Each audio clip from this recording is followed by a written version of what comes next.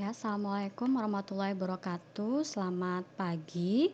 Hari ini kita akan membahas terkait dengan penelitian survei, di mana nanti akan dijelaskan terkait dengan definisi dari survei, kemudian juga bagaimana tahapan dalam membangun penelitian survei, kemudian juga akan membahas terkait dengan tipe-tipe penelitian survei yang disertai dengan keterangan terkait kelebihan dan kekurangan dari masing-masing tipenya.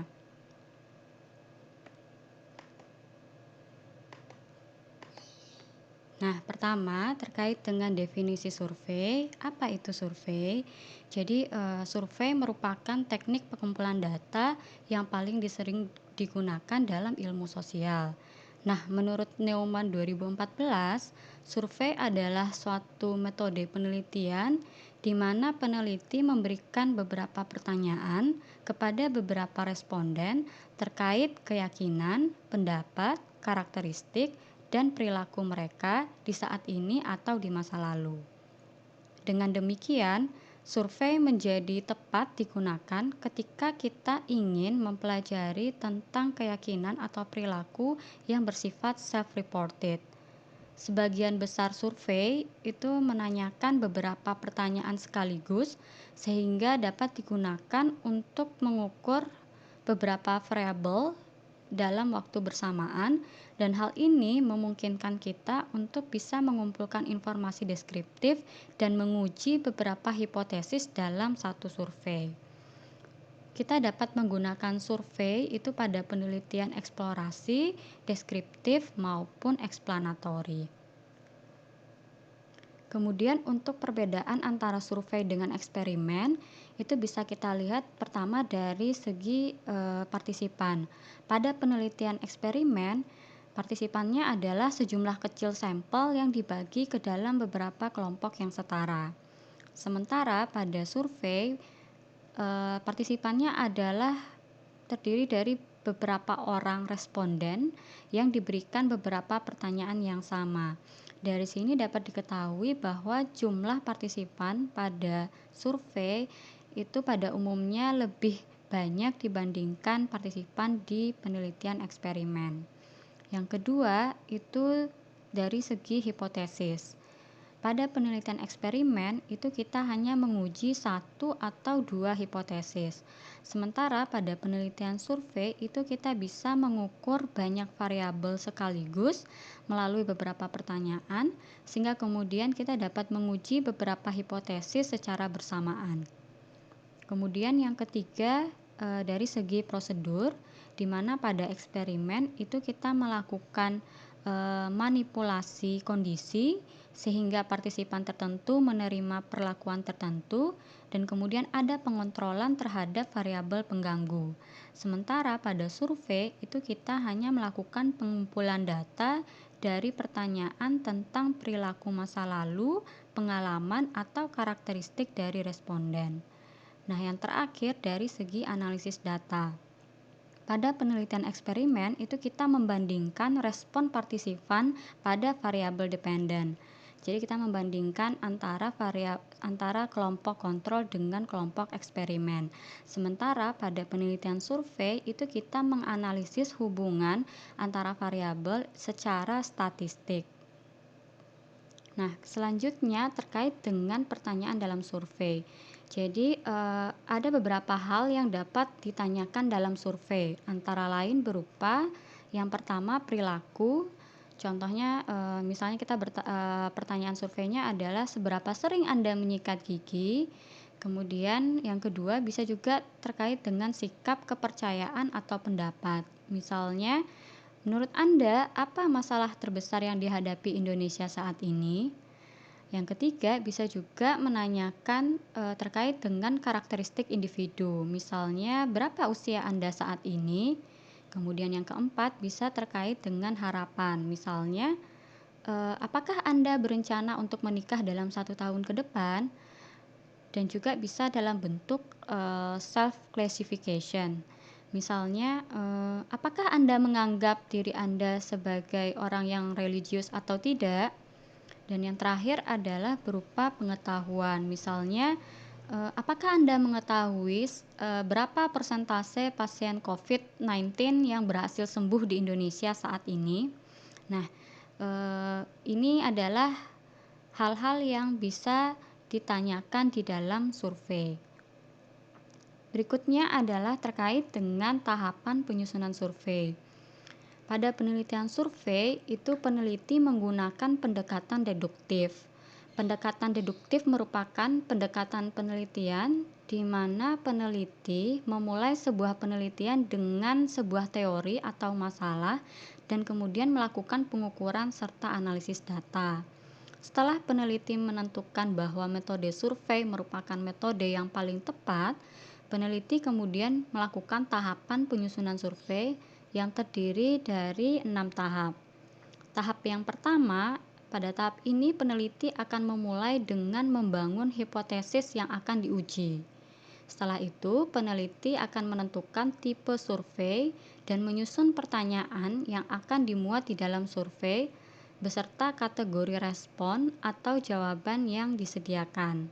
Setelah itu, peneliti mendesain layoutnya atau tata letaknya, dan output dari tahap pertama ini adalah sebuah instrumen penelitian berupa kuesioner atau daftar wawancara. Instrumen inilah yang akan digunakan untuk menguji hipotesis atau mengukur variabel. Tahap yang kedua dimulai dengan merencanakan bagaimana peneliti akan merecord atau merekam data. Peneliti juga harus melakukan sebuah uji coba instrumen, di mana uji coba ini dilakukan dengan memberikan kuesioner atau mewawancarai sejumlah orang yang mempunyai karakteristik yang sama dengan responden yang dituju. Pada uji coba ini, peneliti menanyakan kepada responden uji coba apakah pertanyaan yang diujikan sudah jelas atau belum. Kemudian juga mengeksplorasi interpretasi responden terhadap pertanyaan tersebut. Tahap ketiga yaitu menentukan target populasi. Jadi setelah menentukan target populasi, peneliti akan menentukan siapa saja yang akan menjawab pertanyaan pada kuesioner yang sudah dibuat atau siapa yang akan menjadi sampel penelitian. Hal ini dilakukan dengan memilih sejumlah responden atau sampel yang merepresentasikan populasi yang dipilih. Dari sampel responden tersebut, peneliti juga harus menentukan kerangka pengambilan sampel. Misal dengan menentukan berapa persen responden wanita atau laki-laki.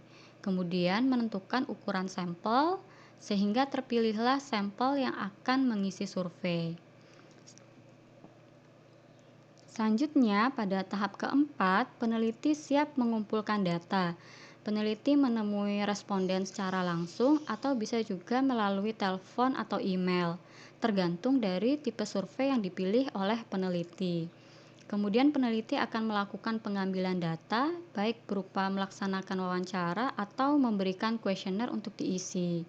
Peneliti juga merekam data dari jawaban yang sudah diberikan responden secara cermat. Selanjutnya di tahap kelima itu akan dimulai dengan input data ke komputer, di mana peneliti juga akan mengecek kembali kelengkapan dari semua data yang sudah terkumpul, lalu melakukan analisis statistik pada data. Nah, yang terakhir pada tahap keenam itu dilakukan penyusunan laporan penelitian. Laporan penelitian ini digunakan untuk membuktikan validitas pada penelitian yang sudah dilaksanakan. Pada laporan penelitian, peneliti menuliskan metode penelitian yang digunakan serta hasil dari penelitian tersebut. Peneliti lalu mempresentasikan atau membagikan hasil penelitiannya untuk mendapatkan kritik serta evaluasi lebih lanjut dari peneliti lain. Selanjutnya ini akan dibahas terkait dengan sumber kesalahan atau error dalam survei. Kesalahan atau error adalah perbedaan antara nilai yang diperoleh atau obtained values dengan nilai sebenarnya atau true values. Error ini biasanya terjadi ketika data survei atau nilai yang diperoleh atau obtained values itu tidak secara akurat mencerminkan perilaku, keyakinan, dan pemahaman responden yang sebenarnya dalam suatu populasi yang ingin dipahami oleh peneliti. Atau bisa dikatakan nilai yang diperoleh dari survei itu tidak sesuai dengan nilai true values-nya.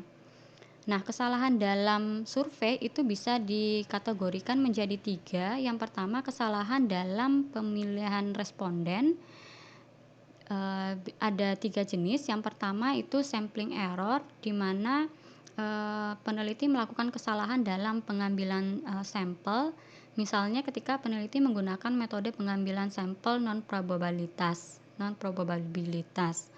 Dan kemudian coverage error, yaitu kesalahan dalam ketercakupan. Misalnya ketika kerangka pengambilan sampel yang digunakan buruk, sehingga kemudian ada kelompok tertentu yang tidak tercover atau ada kelompok tertentu yang hilang. Kemudian yang ketiga adalah non-response error at the level of sample unit.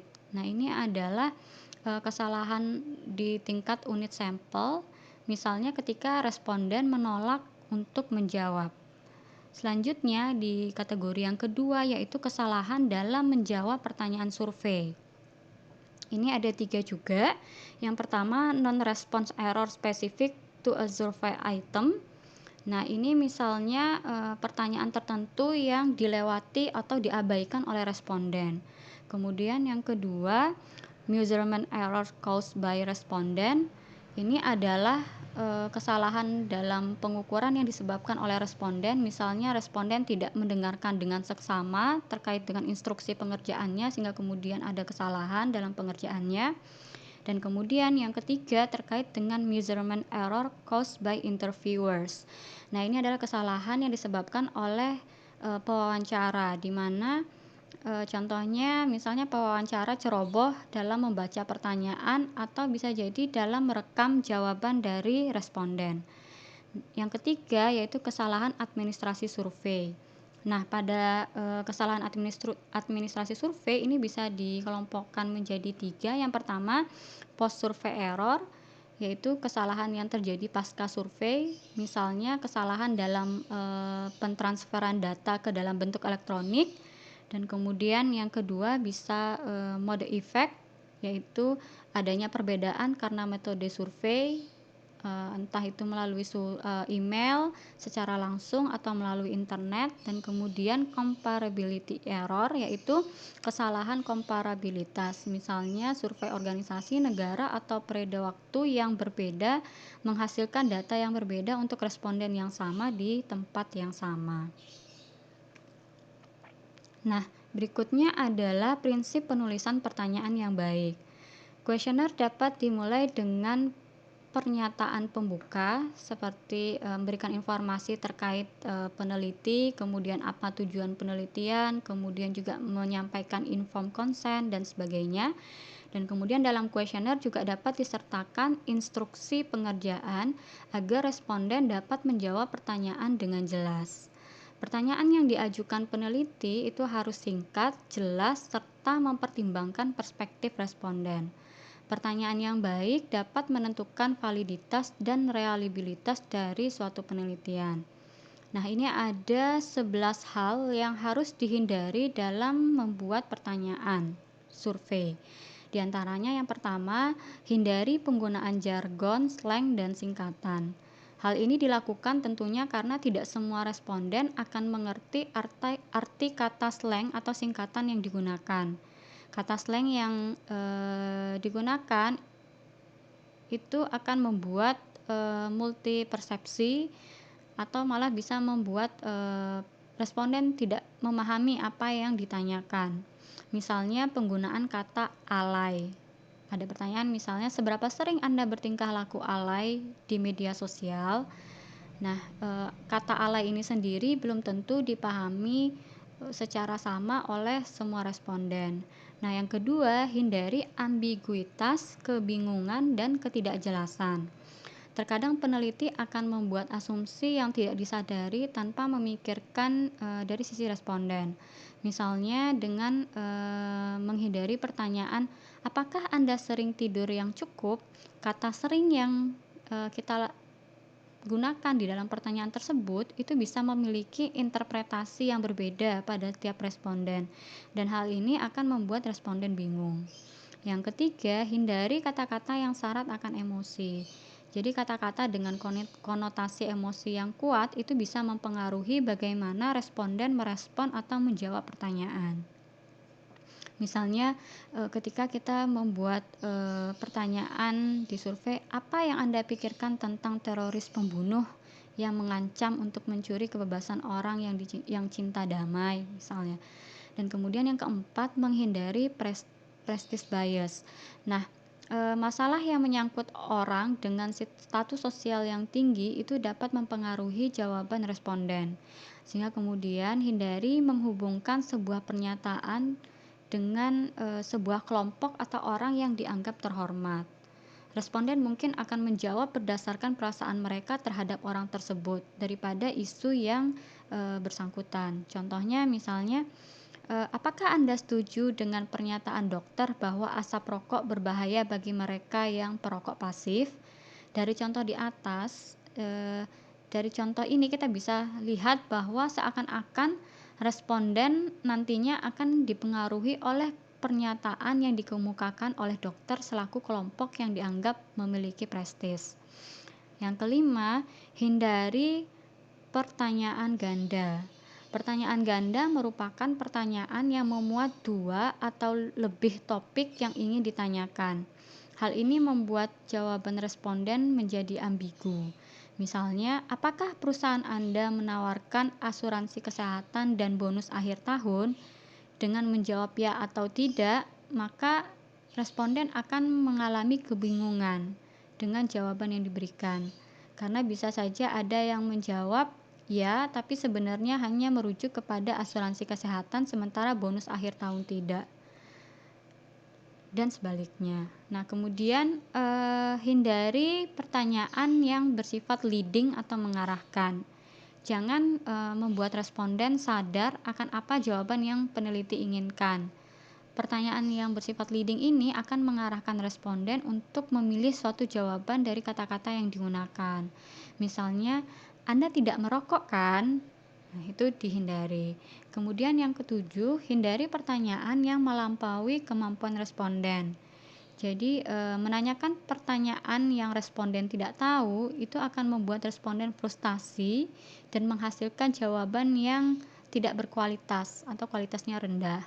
Misalnya ketika kita menanyakan hal yang sangat detail dan sudah lama terjadi, atau menanyakan sesuatu yang sifatnya rumit. Misalnya, berapa liter bensin yang dihabiskan oleh kendaraan Anda dalam 6 bulan terakhir? Nah, itu kan, mungkin saja si responden tidak sedetail itu memperhatikan atau bisa saja dia sudah lupa. Kemudian yang kedelapan, hindari premis yang salah. Jangan memulai pertanyaan dengan premis yang responden mungkin tidak setuju dan menanyakan pilihan lain terhadap hal tersebut. Dan yang kesembilan, hindari pertanyaan yang menyangkut niat di masa depan. Misalnya dengan pertanyaan, jika ada sebuah mall baru yang akan dibuka, apakah Anda akan berbelanja di sana? Nah, lebih baik kita menanyakan perilaku dan sikap responden di saat sekarang, bukan seperti berandai-andai. Kemudian yang ke-10, hindari double negatives. Hal ini akan membingungkan responden. Biasanya pertanyaan seperti ini itu muncul jika kita ingin menanyakan tingkat kesetujuan atau ketidaksetujuan responden terhadap sesuatu. Contohnya, apakah Anda tidak setuju dengan pernyataan bahwa siswa tidak harus mengikuti ujian nasional untuk lulus? Jadi ada dua kata tidak, dan ini membuat responden menjadi bingung dalam menginterpretasikannya. Kemudian yang ke-11, hindari pertanyaan yang tumpang tindih, tidak menyeluruh dan tidak seimbang. Kategori jawaban dengan tumpang tindih seperti jarak angka, misalnya 5 sampai 10, 10 sampai 15. Nah, itu kan antara 10-nya jadi ada dua pilihan yang sama ya, antara rentang 5 dan 10 atau 10 dan 15. Nah, kategori jawaban yang tidak menyeluruh itu contohnya seperti, apakah Anda bekerja atau pengangguran? Kategori jawaban tidak seimbang itu contohnya seperti, bagaimana menurut Anda kinerja presiden sekarang? Sangat bagus, bagus, atau memuaskan? Nah, sangat bagus, bagus, atau memuaskan itu kan kurang seimbang ya, sehingga kemudian itu tidak disarankan. Selanjutnya, terkait dengan tipe pertanyaan dalam survei. Jadi, berdasarkan pertanyaan itu ada 3 tipe survei. Yang pertama yang sifatnya contingency question. Jadi, 2 bagian item survei yang mana jawaban responden untuk pertanyaan pertama itu akan mengarahkannya ke item kuesioner berikutnya atau, ke pertanyaan kedua yang sifatnya lebih spesifik dan masih terkait. Kemudian open-ended question yaitu jenis penelitian survei yang memungkinkan kebebasan responden untuk memberikan jawaban atau respon yang mereka inginkan atas pertanyaan tersebut. Dan yang terakhir close-ended question yaitu jenis penyelidikan penelitian survei di mana responden harus memilih dari sekumpulan jawaban atau respon yang tersedia. Nah, ini ada kelebihan dan kekurangan dari masing-masingnya. Pertama, untuk pertanyaan tertutup, kelebihannya adalah lebih mudah dan lebih cepat untuk dijawab oleh responden. Jadi memang karena pertanyaannya tertutup dan respon sudah disediakan, maka bagi responden akan lebih mudah dan lebih cepat menentukan jawabannya. Kemudian jawaban responden juga perbedaannya antara satu responden dengan responden lainnya itu lebih mudah untuk diperbandingkan karena sudah dibatasi responnya tadi. Kemudian jawaban lebih mudah untuk dikodekan dan dianalisis secara statistik. Karena tadi ya sudah terlihat jelas perbedaannya, dan kemudian pilihan tanggapan dapat menjelaskan arti pertanyaan bagi responden, dan responden lebih cenderung bersedia menjawab tentang topik yang sensitif ketika misalnya disediakan dalam bentuk pertanyaan tertutup. Dan kemudian jawaban yang tidak relevan dan sedikit membingungkan akan menjadi lebih sedikit karena tadi ya sudah dibatasi jawabannya, sudah ada respon dan responden tinggal memilih.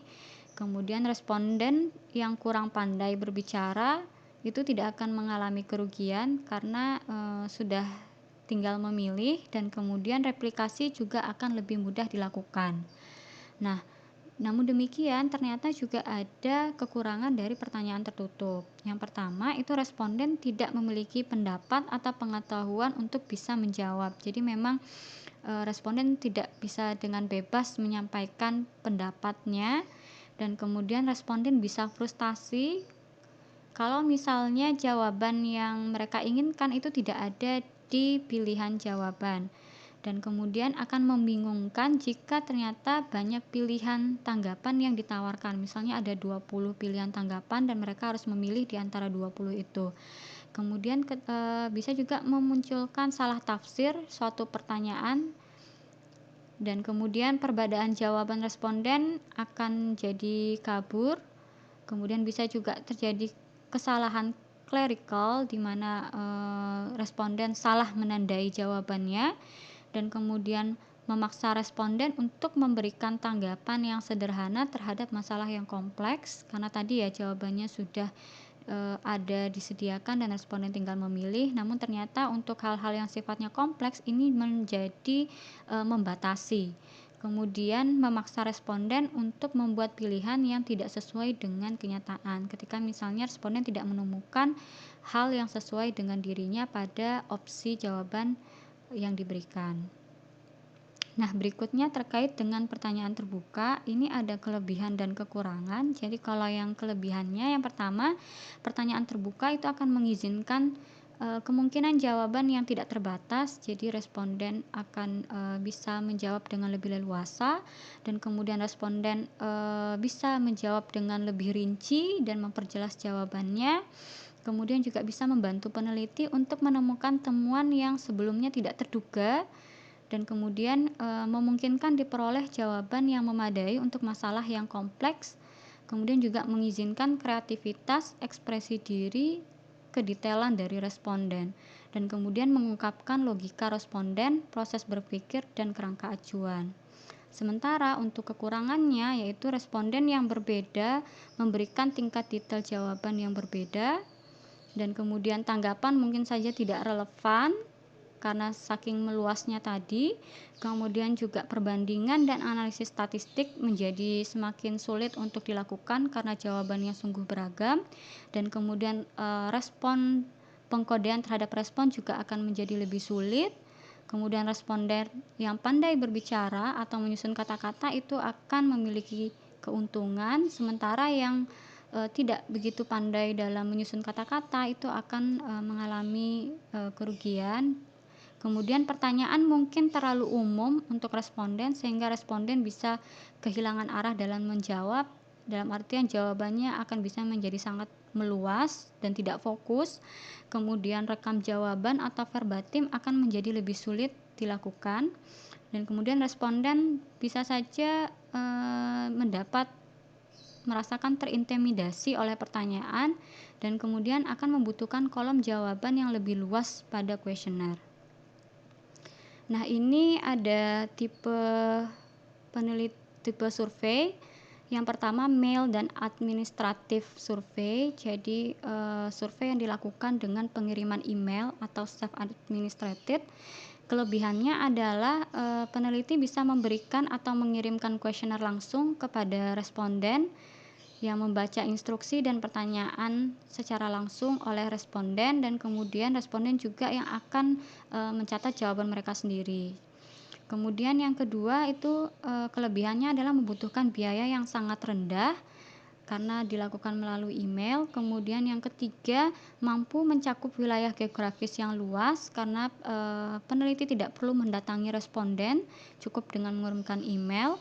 Kemudian responden dapat mengisi kuesioner dengan waktu yang fleksibel, jadi dia tidak harus pada waktu menerima email langsung mengisi, tapi bisa di saat dia sudah agak longgar. Kemudian menawarkan anonimitas dan menghindari bias wawancara, ini karena tidak ada interaksi langsung antara peneliti dengan responden, dan kemudian sangat efektif dan dapat mencapai tingkat respon yang dapat diterima jika topik survei itu sesuai dengan minatnya responden. Nah, sementara kekurangannya, yang pertama tingkat respon yang rendah. Nah, ini terjadi apabila email tersebut itu tidak ada pemberitahuan ulang atau tidak ada reminder. Nah, itu bisa saja orang menjadi terlupa belum mengisi. Kemudian juga tidak memiliki kendali atas kondisi pengisian kuesioner. Jadi dalam hal ini peneliti tidak bisa melihat secara langsung atau menjelaskan secara langsung jika ada pertanyaan dari responden terkait dengan hal yang tidak dimengerti. Kemudian juga tidak bisa secara visual mengamati reaksi responden terhadap pertanyaan karena tidak terjadi observasi. Kemudian pengisian kuesioner juga bisa saja tidak lengkap karena tadi tidak ada pengecekan oleh peneliti sebelumnya. Kemudian juga keterbatasan format kuesioner, di mana hanya format-format yang bisa disampaikan melalui email yang bisa dilakukan, kemudian tidak cocok untuk orang yang buta huruf. Selanjutnya, telepon interview ini adalah jenis survei yang dilakukan dengan melakukan wawancara via telepon. Nah, kelebihannya adalah metodenya lebih fleksibel, di mana kontak langsung bersama responden ini dilakukan dengan biaya yang lebih murah dibandingkan harus ke tempat responden secara langsung. Kemudian pewawancara bisa mengontrol urutan pertanyaan dan kemudian dapat menggunakan pertanyaan probing untuk menggali lebih dalam lagi jawaban dari responden. Kemudian juga dapat melakukan pengontrolan pertanyaan yang mana yang sudah dijawab dan belum, serta memungkinkan menggunakan pertanyaan kontingensi secara efektif. Nah, kekurangannya adalah di cost yang lebih besar dibandingkan dengan mail survei, di mana akan ada usaha yang lebih tinggi, di mana peneliti harus menelpon satu persatu respondennya. Kemudian juga responden tanpa telepon atau yang teleponnya tidak aktif itu tidak bisa terjangkau, dan kemudian panggilan atau telepon mungkin saja terjadi pada waktu yang tidak nyaman bagi responden sehingga kemudian juga mempengaruhi hasil jawaban dari responden. Kemudian bisa mengurangi anonimitas dan memberikan peluang terjadinya bias karena ada interaksi antara peneliti dengan responden. Kemudian pertanyaan yang membutuhkan alat bantu visual itu tidak mungkin untuk dilakukan, dan kemudian pewawancara hanya bisa mencatat nada bicara responden tanpa bisa melihat bagaimana reaksi mimik wajah atau yang bisa diobservasi dari responden. Nah, selanjutnya face to face interview ini adalah survei dengan interview tatap muka. Kelebihannya tingkat responnya menjadi yang tertinggi dibandingkan tipe yang lain, di mana dia memungkinkan kuesioner dengan banyak pertanyaan, dengan pertanyaan yang kompleks, kemudian juga memungkinkan pewawancara untuk mengamati lingkungan dari responden, kemudian juga memungkinkan menggunakan komunikasi nonverbal dan alat bantu visual, serta dapat menanyakan semua jenis pertanyaan dan juga memungkinkan melakukan probing atas jawaban yang diberikan oleh responden. Nah, kekurangannya adalah membutuhkan kos yang cukup tinggi, di mana ada biaya transportasi, kemudian juga perlu pelatihan khusus untuk orang yang akan melakukan interview, dan itu membutuhkan kos yang cukup tinggi. Dan kemudian kekurangan yang kedua adalah memungkinkan terjadinya bias wawancara, di mana ada pengaruh dari penampilan atau intonasi atau ekspresi dari pewawancara yang akan pengaruhi jawaban dari responden. Nah, terakhir ini web survei. Ini adalah tipe survei yang memiliki kelebihan sangat cepat dan murah. Ini dilakukan dengan web. Survei yang dilakukan dengan web kemudian memungkinkan desain yang lebih fleksibel.